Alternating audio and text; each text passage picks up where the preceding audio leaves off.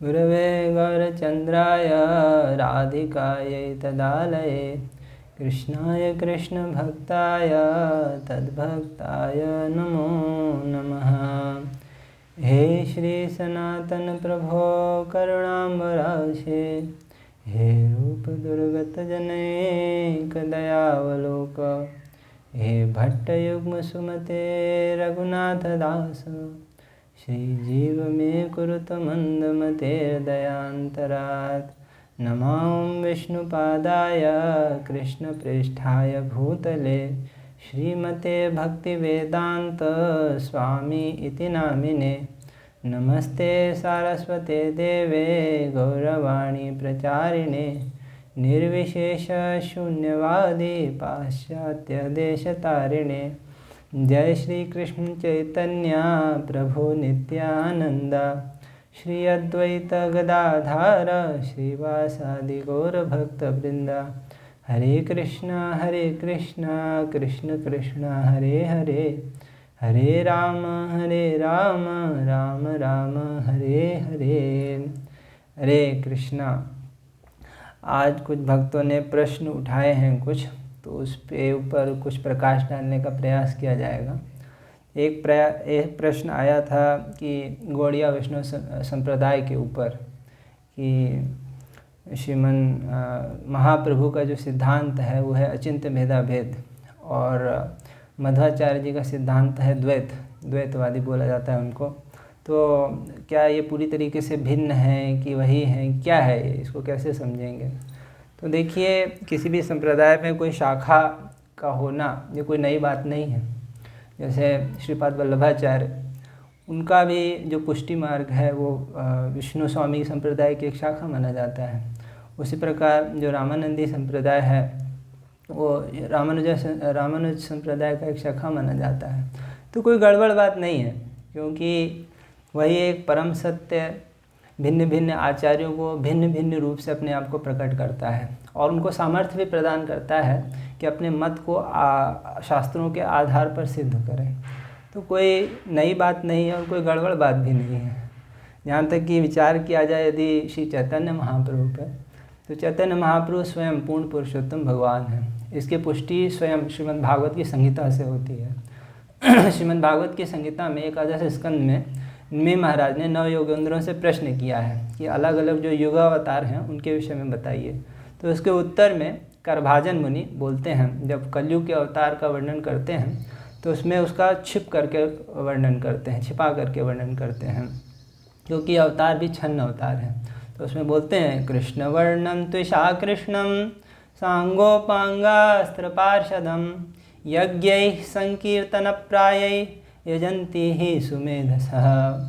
कृष्ण वर्णम, तो ये जो कलयुग का अवतार है उसके मुख पर हमेशा कृष्ण का वर्ण रहेगा। वो कृष्ण कृष्ण कृष्ण जपता रहेगा, या तो कृष्ण का ही वर्णन करता रहेगा। कृष्णम वर्णयति स कृष्ण वर्णः, जो कृष्ण का ही वर्णन करता रहे वो कृष्ण वर्ण। लेकिन उनकी जो कांति है, त्विषा है, वो कैसी है? अकृष्ण, गौर वर्ण का है। वो अपने अंग नित्यानंद प्रभु के साथ आए हैं, उपांग अद्वैताचार्य, और जो उनका अस्त्र है हरिनाम उसके साथ आए हैं, और अपने पार्षदों के साथ आए हैं। पार्षद जैसे श्रीवास आदि और भी बहुत भक्त हुए हैं, उसके साथ आए हैं। और जो बुद्धिमान लोग होंगे वे लोग क्या करेंगे? यज्ञ ही संकीर्तन प्राय संकीर्तन यज्ञ से उनकी उपासना करेंगे। तो इस प्रकार श्रीमन महाप्रभु को कलयुग के पावना अवतार के रूप में प्रतिपादित किया गया है।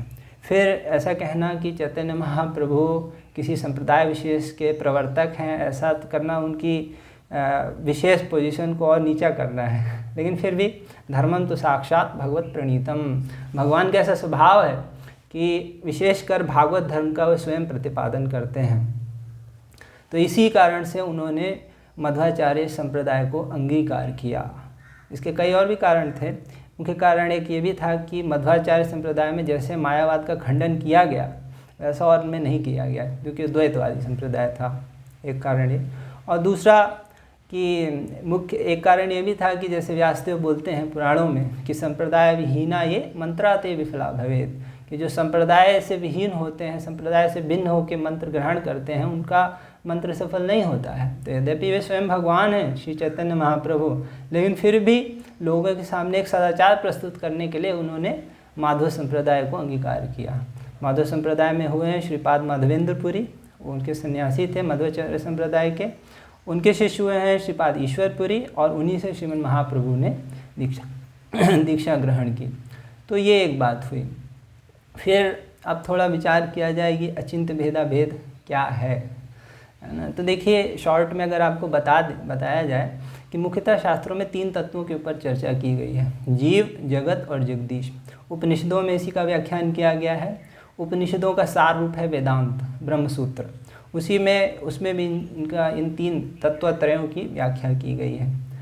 अब इन वेदांत के तत्वों को अलग अलग आचार्यों ने अलग अलग रूप से समझा और इसी से भिन्न भिन्न सिद्धांतों की अवधारणा प्रकट हुई है। जैसे श्रीपाद शंकराचार्य जी ने अभेद पर ज़्यादा फोकस किया, इसलिए उनका सिद्धांत का नाम अद्वैतवाद कहा जाता है। उसके बाद जो है मध्वाचार्य, उन्होंने भेद पर पूरा फोकस किया, इसलिए इनका जो सिद्धांत है वो द्वैतवाद है। उसके बाद आए रामानुजाचार्य, जिनका सिद्धांत है विशिष्ट अद्वैत।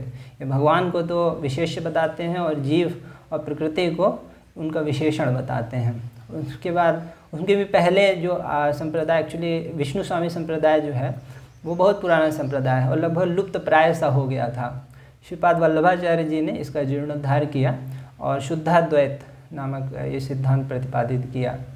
और निम्बार्काचार्य जी का संप्रदाय जो है उसमें द्वैताद्वैत सिद्धांत प्रतिपादित किया गया है। तो ये एक ही परम सत्य को भिन्न भिन्न प्रकार से देख रहे हैं आचार्य लोग। लेकिन इन जो वैष्णववादी ईश्वरवादी सिद्धांत हैं उन सब की पराकाष्ठा प्राप्त किया तो अचिंत्य भेदा भेद में इन सब की पराकाष्ठा को प्राप्त किया है।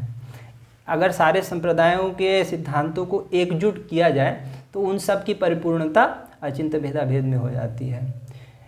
यदि ये कहा जाए कि अचिंत्य भेदा भेद जो है एक छत्र है और उसके नीचे सारे के सारे संप्रदायों के सिद्धांत एकजुट होकर सिमट के आ जाते हैं तो अतिशयोक्ति नहीं होगी। फिर कोई लोग बोलते हैं कि ये जो अचिंत्य भेदा भेद सिद्धांत है चैतन्य महाप्रभु ने तो नहीं बोला है, ये तो बलदेव विद्याभूषण ने बोला है। ऐसी बात नहीं है। ऐसे लोग बोलते हैं कि उन्होंने खाली शिक्षाष्टकम लिखा है, 8 श्लोक लिखे हैं। ऐसी बात नहीं है। क्यों? क्योंकि पहले की जो परंपराएं रहती थी, श्रौत परंपराएं रहती थी, बहुत लिखने की आवश्यकता नहीं रहती थी। श्रीमन महाप्रभु ने रूप गोस्वामी को 10 दिनों तक अखंड उनको दशाश्वमेध घाट पर प्रवचन किया है इसी अचिंत्य भेदा भेद के विषय में। इसकी विशद चर्चा जो चैतन्य चरितामृत में की गई है। इसी के आधार पर श्री रूप गोस्वामी ने भक्ति रसामृत सिंधु जैसे सूर ग्रंथ का प्रतिपादन किया। अगर निष्पक्ष ढंग से विचार किया जाए तो भक्ति तत्व की जैसे विशद व्याख्या भक्ति रसामृत सिंधु में की गई है वैसी कहीं नहीं की गई है। और चैतन्य महाप्रभु ने सनातन गोस्वामी को भी कई एक दिनों तक शिक्षा दी। ये रूप गोस्वामी के शिष्य हैं जीव गोस्वामी, और जीव गोस्वामी ने 6 संदर्भों की रचना की। 6 संदर्भों की एक टीका आती है सर्व संपादिनी। तो उसमें जो है ये सिद्धांत का नाम खुल करके दिया गया है, अचिंत्य भेदा भेद तत्व। तो यद्यपि सर्व संवादिनी में जीव गोस्वामी ने सर्व संवादिनी में इसका नाम लिखा है, लेकिन फिर भी इस सिद्धांत को पहले भी चैतन्य महाप्रभु बोलते आए हैं। चाहे वो रूप गोस्वामी की शिक्षा में हो, चाहे सनातन गोस्वामी की शिक्षा में हो, चाहे सार्वभौम भट्टाचार्य को जो शिक्षा दी है उसमें हो, चाहे मायावाद का काट करते समय प्रकाशानंद सरस्वती के जो शिक्षा दी उसमें हो, जगह जगह चैतन्य महाप्रभु ने इसका वर्णन किया है। भले ही जीव गोस्वामी ने इसको लीगली 6 संदर्भों की सर्वसंवादिनी टीका में लिखा हो, बाद में बलदेव विद्याभूषण ने भी 6 संदर्भों के ऊपर टीका ली और इसको और व्याख्या किया। आप आश्चर्य मानेंगे कि मध्वाचार्य जी भगवत्पाद ने भी अपनी भागवत तात्पर्य जो उनकी भागवत की टीका है उसमें भी इस सिद्धांत का वर्णन किया है।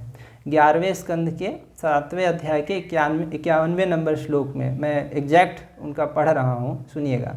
सर्वं च अचिंत्य शक्तित्वाद युज्यते परमेश्वरे तत्शक्त्या एव तु जीवेषु चिद्रूप प्राकृतोपि भेदा भेदो तद अन्यत्र ही उभयोरपि दर्शनात्। तो इसमें बोल रहे हैं अचिंत्य शक्तित्वाद, अचिंत्य शब्द आया है यहाँ पर। अचिंत्य शक्ति होने के कारण, परमेश्वर में अचिंत्य शक्ति होने के कारण परमेश्वर में तत्शक्त्या तु जीवेषु चिद्रूपे, मतलब उनकी शक्ति होने के कारण चिद रूप जीवों में, प्रकृतो अपि प्रकृति में भी भेद अभेदो, भेद भी है और अभेद भी है। तो ये सब जो सिद्धांत आए हैं वो इसलिए आए हैं क्योंकि शास्त्र में दोनों प्रकार की बातों का वर्णन किया गया है। भेद के भी वचन हैं और अभेद के भी वचन हैं। भेद के वचन हैं कि मतलब जीव, जगत और जगदीश जो तत्वत्रय बताए गए थे ये सब अलग अलग हैं, और अभेद मतलब एक ही हैं। जैसे सर्वम खलविदम ब्रह्म, सब कुछ ब्रह्म है, जीव जगत जगदीश सब कुछ ब्रह्म है, तो यह भेद के वचन है। और भेद के वचन हैं जैसे नित्यो नित्यानाम चेतनश्चेतनानाम एको बहुनाम यो विदधाति कामन, एक नित्य है बहुत सारे नित्य हैं, एक चेतन है बहुत सारे चेतन हैं, और वो जो एक नित्य है एक चेतन है ये बहुत सारे नित्यों और चेतनों की सारी आवश्यकताओं की पूर्ति कर रहा है। दोनों प्रकार के वचन हैं, तो इसी में सामंजस्य बिठाने के लिए सबसे उत्तम सिद्धांत है तो वो है अचिंत्य भेदाभेद तत्व। अचिंत्य का अर्थ है यहाँ पर शास्त्रिक वेद्यता, शास्त्र के द्वारा ही इसका प्रतिपादन किया गया है। तो ये एक पॉइंट जो उठाया गया था लोगों के द्वारा उसका उत्तर दिया गया।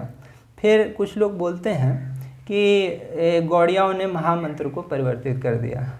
ओरिजिनल जो मंत्र है वो है हरे राम से चालू होने वाला, और ये गौड़िया लोग हरे कृष्ण महामंत्र हरे कृष्ण से चालू कर देते हैं।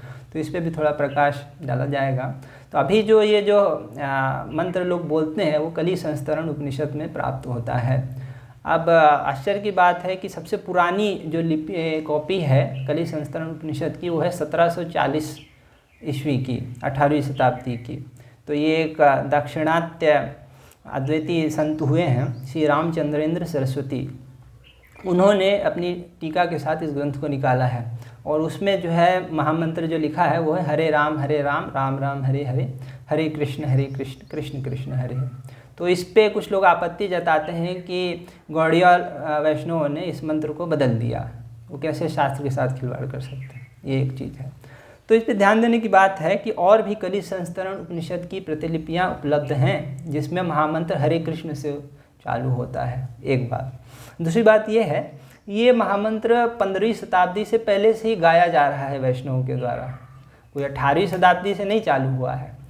श्रीमन चैतन्य महाप्रभु के समय से ही इसकी प्रधानता है, पहले से भी गाया जा रहा है, लेकिन 15वीं शताब्दी से बहुत वैष्णव लोग इसको गा रहे हैं, और भी शास्त्रों में इसके प्रमाण मिलते हैं, तो लोग उसको क्यों नहीं देखते हैं। तो आइए कुछ और प्रमाणों पर भी प्रकाश डालते हैं। ये सनत कुमार संहिता का एक श्लोक है, हरे कृष्ण द्विआवृत्तो कृष्ण तादृक् तथा हरे, हरे राम तथा तादृक् हरे मुहुः। तो इसमें हरे कृष्ण महामंत्र बताया गया है इस श्लोक में। क्या बोलते हैं, हरे कृष्ण द्विआवृत्तो, हरे कृष्ण को 2 बार बोलो, क्या होगा, हरे कृष्ण कृष्ण तादृक्, उसी तरह कृष्ण को भी करो, मतलब कृष्ण को भी 2 बार बोलो, कृष्ण कृष्ण, तथा हरे, उसी प्रकार कृष्ण हरे को भी करो, हरे हरे। तो क्या आ गया, हरे कृष्ण कृष्ण कृष्ण हरे हरे।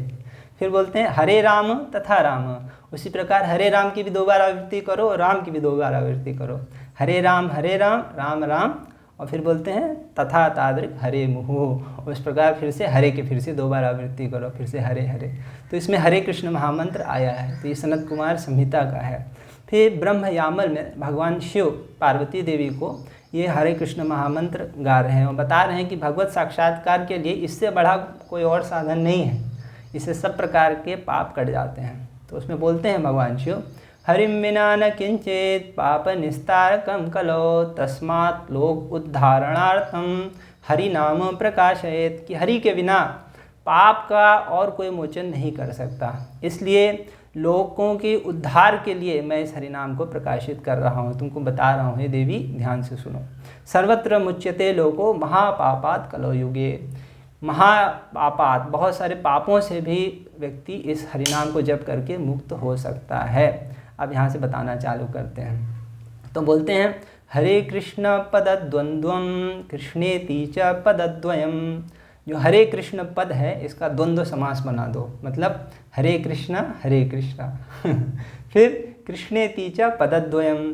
फिर कृष्ण यह जो पद है इसको 2 बार कहो, कृष्ण कृष्ण फिर बोलते हैं तदा हरे पदद्वंद्वम, उसके बाद हरे जो पद है इसको भी 2 बार कहो, हरे हरे। तो क्या हो गया, हरे कृष्ण कृष्ण कृष्ण हरे हरे। तो फिर उसके बाद बोलते हैं हरे राम इति द्वयम, फिर जो हरे राम पद है उसको भी 2 बार कहो। फिर से सुन लेते हैं। हरे कृष्ण पदद्वंद्वम कृष्णेति च पदद्वयम तदा हरे पदद्वंद्वम हरे राम इति द्वयम तदन्ते च महादेवी राम राम इति वदेत हरे हरे इति ब्रूयात हरिनाम समुद्धरेत। तो ये हरिनाम का पूरा डिस्क्रिप्शन बता रहे हैं। बोल रहे हैं कि तो अभी तक हम लोग कहाँ तक पहुँचे थे? तदा हरे पदद्वंद्वम, हरे हरे 2 बार कहो। उसके बाद हरे राम इति द्वयम, हरे राम को 2 बार कहो, हरे राम हरे राम। फिर बोले तदन्ते च महादेवी, हे महादेवी पार्वती। उसके बाद क्या बोलो? राम राम इति वदेत, 2 बार राम राम बोलो। और फिर उसके बाद हरे हरे इति ब्रूयात, उसके बाद हरे हरे बोलना चाहिए। और यही है हरिनाम। और वो अंत में बोलते हैं महामंत्रम च कृष्ण से सर्व पाप प्रणाशनम। ये कृष्ण का महामंत्र, महामंत्र शब्द इसके लिए प्रयोग किया गया है, कृष्ण का महामंत्र है। उसी प्रकार जो है ब्रह्मांड पुराण में भी राधा हृदय खंड, उसमें रोमहर्षण सूत के पूछने पर व्यासदेव इसी मंत्र को बताते हैं।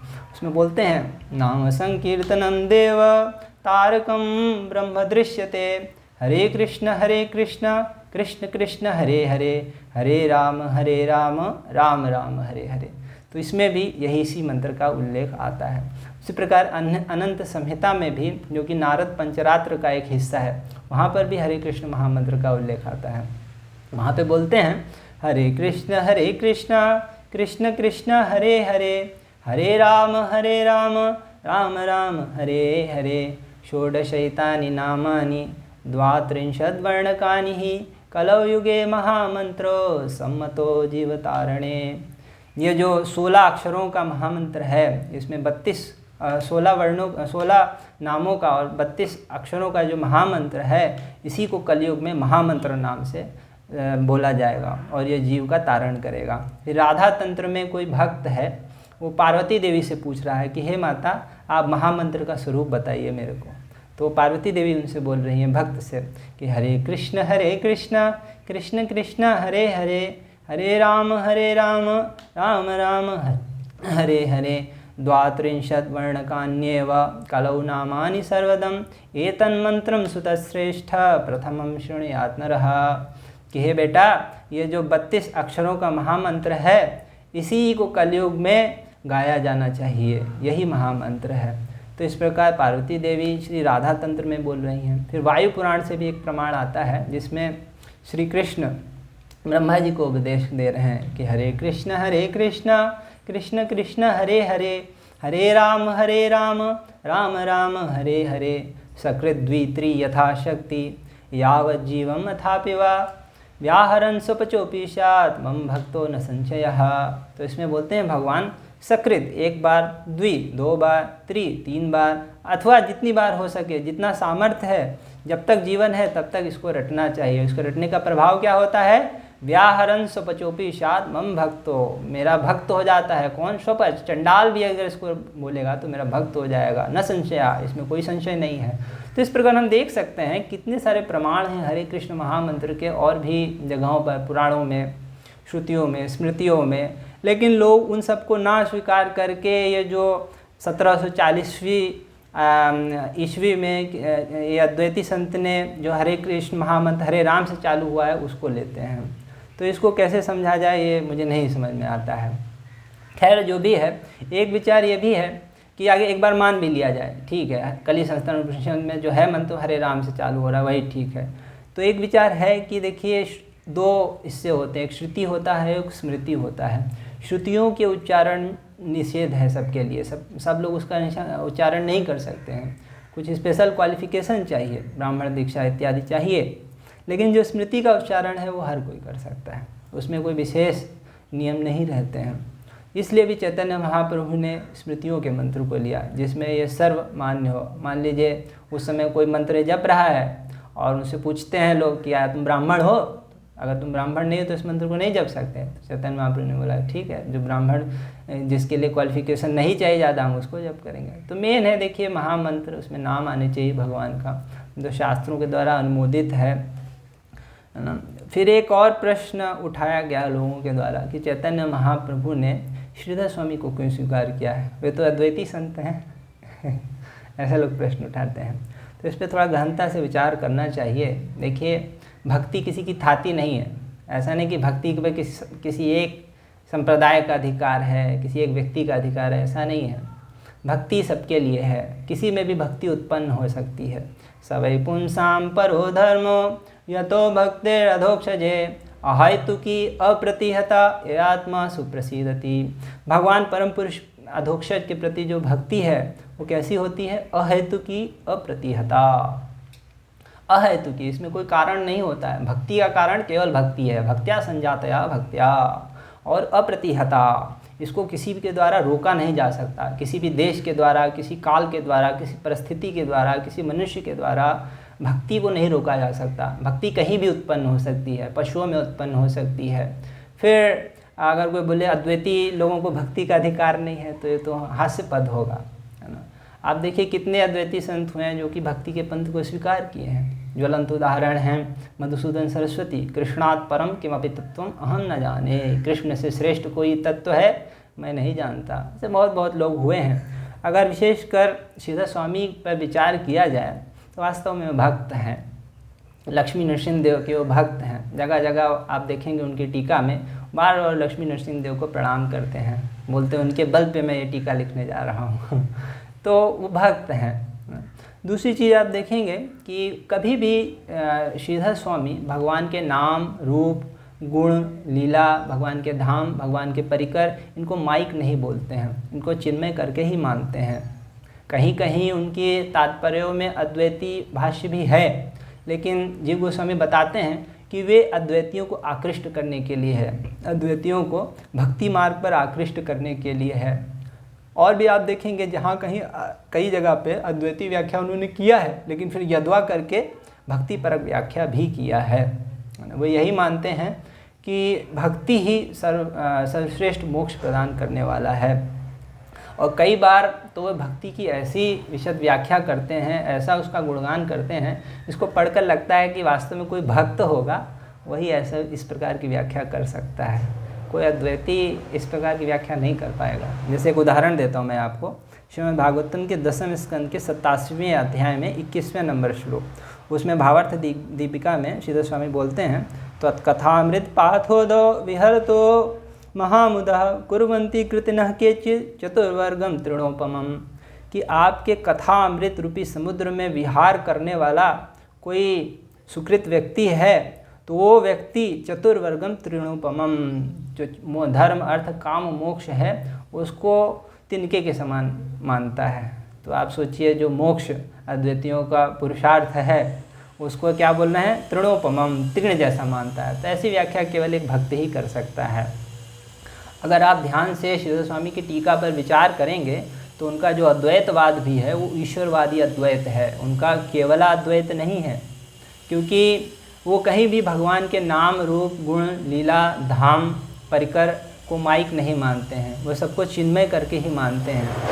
आप अगर ध्यान से उनकी टीका पढ़ेंगे तो पाएंगे कि उनका जो विचार है ईश्वरवादी अद्वैत, वो धीरे धीरे शंकराचार्य जी के केवल अद्वैत से शिफ्ट होकर धीरे धीरे अचिंत भेदाभेद के आधे रास्ते तक आ जाता है। क्योंकि जैसे इसका एक उदाहरण है, जब वो माया के तत्व पर विचार करते हैं, जब भी वहाँ उन्होंने माया के तत्व पर विचार किया है तो माया को कभी भी उन्होंने अध्यास या भ्रम, विद्या ऐसे करके नहीं बोला है। वे हमेशा माया को भगवान की आवरणात्मिका शक्ति के रूप में देखते हैं, जो कि वैष्णवों का मत है।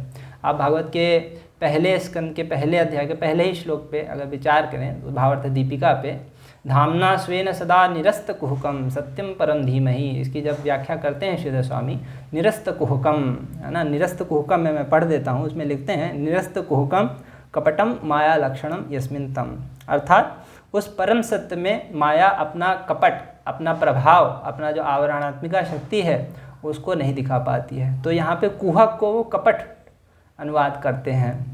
अगर कोई अद्वैती व्याख्या करता तो व्याख्या कर सकता था कि जब उस माया का कुहक अर्थात अध्यास नष्ट हो जाता है तो ब्रह्म की प्राप्ति होती है, ब्रह्म बचता है, वो परम सत्य प्राप्त होता है।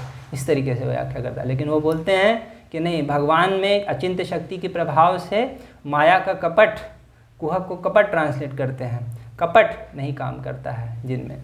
तो इस प्रकार की व्याख्या जो है कोई अद्वैती नहीं कर सकता। यहाँ पे बहुत स्कोप है अद्वैती व्याख्या करने का, लेकिन वो नहीं करते हैं। उसी प्रकार आगे इसी श्लोक में तेजो वारी मृदाम यथा विनिमयो यत्र त्रिसर्गो मृषा, इसकी भी जब व्याख्या करते हैं तो विनिमय को व्यत्यय बोल देते हैं, मतलब एक वस्तु में दूसरे का आभास। अब इसमें बहुत स्कोप है कि अद्वैती व्याख्या की जा सकती है। ये और भी बहुत इंपॉर्टेंट हो जाता है जब हम देखते हैं कि शंकराचार्य जी का शारीरिक भाष्य वो अध्यासवाद से ही चालू होता है। तो यहाँ पे बहुत स्कोप था, लेकिन वो इसको छूते भी नहीं है इस पॉइंट को। उसी तरह चतुश्लोकी में जब माया के स्वरूप का दूसरे श्लोक में, चतुश्लोकी के दूसरे श्लोक में माया के स्वरूप का वर्णन किया जाता है, तो वहाँ पर भी वो माया को एक शक्ति ही मानते हैं जो कि ब्रह्म की वास्तविक सत्ता में आश्रित है, कभी भी उसको अध्यास की तरह नहीं बोलते हैं।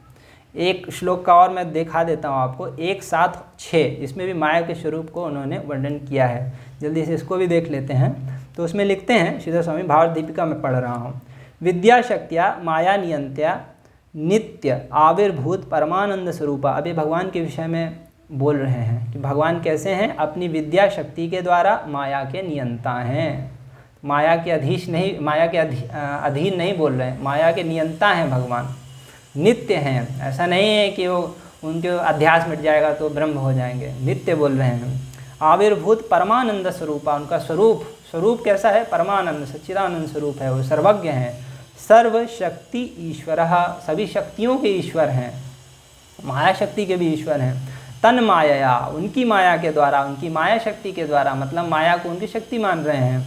सम्मोहित तिरोभूत स्वरूप तत् विपरीत धर्म, जिसका स्वरूप तिरोभूत हो गया है, जिसकी भगवान की माया शक्ति के द्वारा जिस जीव का स्वरूप तिरोभूत हो गया है, ऐसे जीव च ईश्वर भक्त्या, ऐसा जीव भगवान की भक्ति के द्वारा लब्ध ज्ञानेन मोक्ष, है ना, वो जब वो भक्ति करता है तब उसको ज्ञान प्राप्त होता है, उस ज्ञान से मोक्ष की प्राप्ति होती है। तो यहाँ पर देख लीजिए, माया को भगवान की शक्ति बोल रहे हैं और भगवान को ईश्वर सभी शक्तियों के नियंता के रूप में, माया के नियंता के रूप में देख रहे हैं, और भगवान की भक्ति के द्वारा ही जीव को मोक्ष की प्राप्ति होती है। तो ये सब चीज़ें कोई वैष्णव ही लिख सकता है। और फिर ये विष्णु स्वामी के द्वारा ऐसा कहा गया है, विष्णु स्वामी जी को यहाँ पर उद्धृत कर रहे हैं कि हलादिन्या संविद आश्लिष्ट सच्चिदानंद ईश्वर कौन है, जो हलादिनी संविद आदि शक्तियों से आश्लिष्ट है, वो सच्चिदानंद है। देखिए, स्व अविद्या समृत जीव संक्लेश निकराकरा, जो जीव है वो अविद्या से ग्रस्त होकर क्लेश भोग रहा है।